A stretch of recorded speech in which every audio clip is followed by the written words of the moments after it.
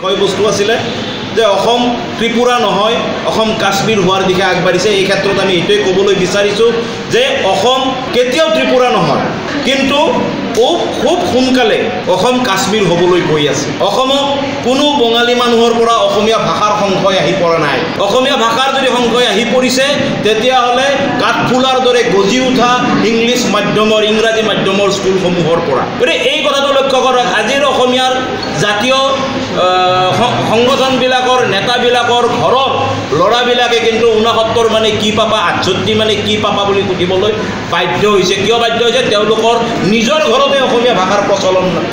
এটা কথা মনত ৰাখিব লাগিব, আমি যদি অসমীয়া ভাষাটোৰ প্ৰতি ইমান আকৰ্ষিত হৈ যাওঁ তেতিয়াহ'লে কিন্তু কালিলৈকে বিটিডি অঞ্চলত বড়ো ভাষাৰ লোকখিনিয়ে, বড়ো ভাষাৰ ভাই বন্ধুসকলে যদি কয় যে অসমীয়া ভাষাৰ কাৰণে আমাৰ কালি বড়ো ভাষা নোহোৱা হ'ব, তেতিয়া আপোনালোকৰ হাতত উত্তৰ থাকিবনে? একেদৰে যদি ৰাভা ভাইখিনিয়ে ক'বলৈ আৰম্ভ কৰে যে অসমীয়া ভাষাৰ কাৰণে ৰাভা ভাষাটো আজি নোহোৱা হৈছে, গতিকে এই কথাবিলাক যাতে ইয়াতে সমাপ্ত কৰে। নিজৰ ভাষা ৰখাৰ দায়িত্ব নিজৰ, কিন্তু ভাষাৰ কাৰণে নহয়, ধৰ্মৰ কাৰণে যদি আমি সচেতন নহওঁ তেতিয়াহ'লে খুব সোনকালে অসমখন কাশ্মীৰ হ'ব, আৰু কাশ্মীৰ হ'বলৈ গৈ আছে। তাৰ কাৰণে ইতিমধ্যে পূৰ্ববংগীয় মুছলমানে ব্যাপক হাৰত অনুপ্ৰৱেশ কৰিছে। জন্ম নিয়ন্ত্ৰণ নামানি অবাধ গতিত সতি সন্ততি জন্ম দি সংখ্যা বঢ়াই গৈছে। অবাধ গতিত তেওঁলোকে আজি প্ৰায় 33,000, আপোনালোকে এই সংখ্যাটো পালে আচৰিত হৈ যাব, অসমত প্ৰায় 33,000 মাদ্ৰাছাৰ জন্ম হৈছে, মাদ্ৰাছা গঠন কৰা হৈছে, মাদ্ৰাছা খোলা হৈছে।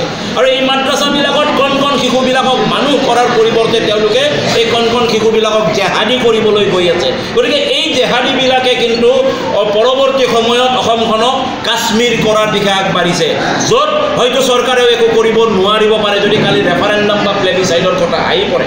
আপুনি মুছলমানক যদি তুষ্টিকৰণ নীতি কৰিছে, তেওঁলোকক যদি ইয়াতে ছেপাৰেটকৈ এখন আইন দি স্পেচিয়েলি ট্ৰিটমেণ্ট কৰি আছে, আৰু হিন্দুক যদি ডমিনেট কৰা হৈছে, সেইটোতো ছেকুলাৰ নবলে। ছেকুলাৰ মানে সমান, ইয়াত মুছলমানক উঠাই দিছে আৰু হিন্দুক দমন কৰিছে, এইটো ছেকুলাৰ হ'ব নোৱাৰে।